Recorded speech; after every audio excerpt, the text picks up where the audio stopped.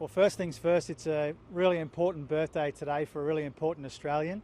Happy birthday to Paul Keating, the architect of the modern Australian economy, one of the key influences on broader Australian society during my lifetime, that's for sure. A friend, an influence, a mentor to many people in the Labor team and the Labor family. So from all of us to Paul, happy birthday, 77 today, I understand it. I hope he has a great day today. It's going to be a difficult day, though, for Queenslanders living in North Queensland and Far North Queensland as we wait for tropical cyclone Kimi to cross land sometime between now and tomorrow morning. A lot of people will be very anxious. I encourage people in that warning zone from Port Douglas to Ayr, inland to Mareeba and Atherton, including those big population centres around Cairns and Townsville, to make sure that they are listening to the advice, following instructions, taking the necessary precautions, securing their property.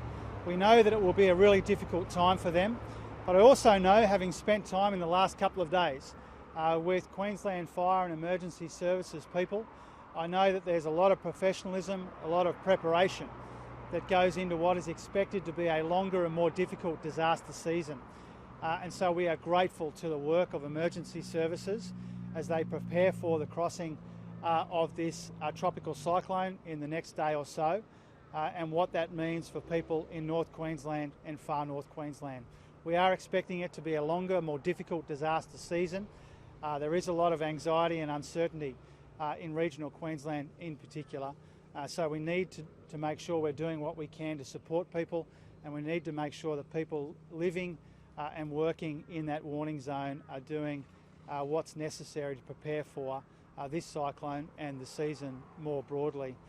It's really important that the federal government shows some leadership and makes investment in regional Queensland and around Australia in disaster mitigation. It is incredibly disappointing that the government, true to form, they've made all kinds of announcements about disaster mitigation but haven't followed through.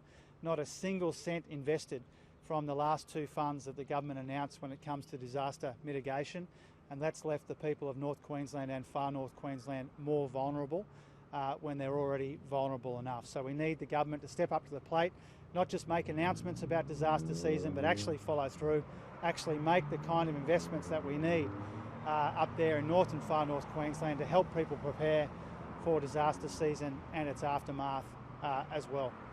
These are uncertain times, whether it's natural disasters, whether it's in the economy, whether it's on the health front.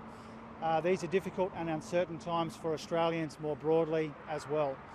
The Morrison government shouldn't be leaving people stranded.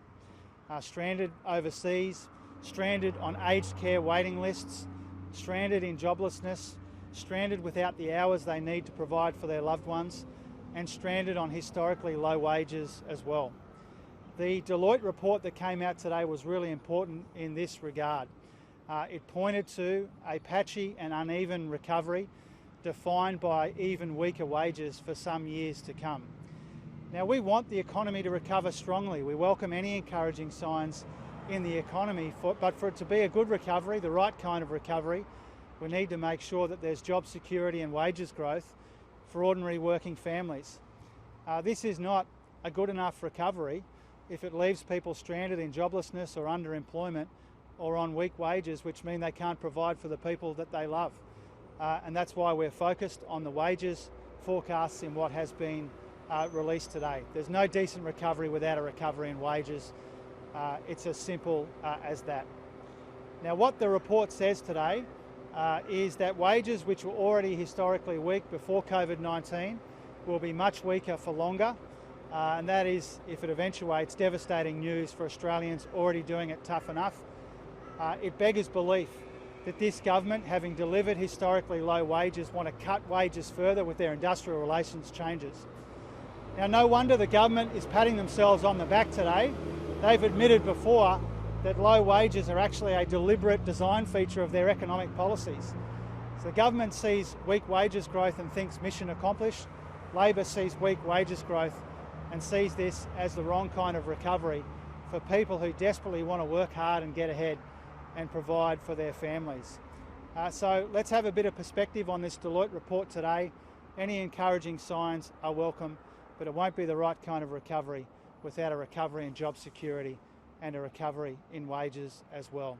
This is a government which has racked up $1 trillion in debt and doesn't have enough to show for it in terms of jobs and opportunities for Australians, and that's because too much has been wasted on rorts and advertising. Too much has been wasted on favours for mates and all the rest of it, and that's why we're not getting the right kind of recovery, and that's what we're seeing in the Deloitte report today. Should the Victorian government have allowed international tennis players and coaches to quarantine in Melbourne when there are still tens of thousands of Australians stranded overseas? Well, what we've tried to do throughout is to not second guess the state governments of any political persuasion when they try and make good decisions based on the medical advice. The priority here has to be to keep Australians safe. We need to make sure that those quarantine arrangements are strictly enforced. We need to make sure that all the testing is happening so that state governments can do the best job that they can in terms of keeping Australians safe. Now, there's a broader issue here, though, at play as well when it comes to quarantine. And there's a pattern of behaviour from the Morrison government. If there's a photo to be taken, or if something's going well, Morrison and Frydenberg and all of them, they're all over it. But when something's difficult, like quarantine arrangements or other arrangements, then Morrison is nowhere to be seen. And that's what we're seeing now. We call for national leadership when it comes to the quarantine arrangements.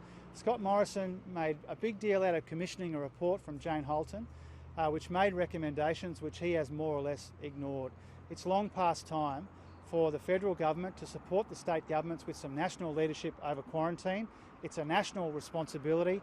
The states are doing the best they can in difficult circumstances when the feds have more or less vacated the field.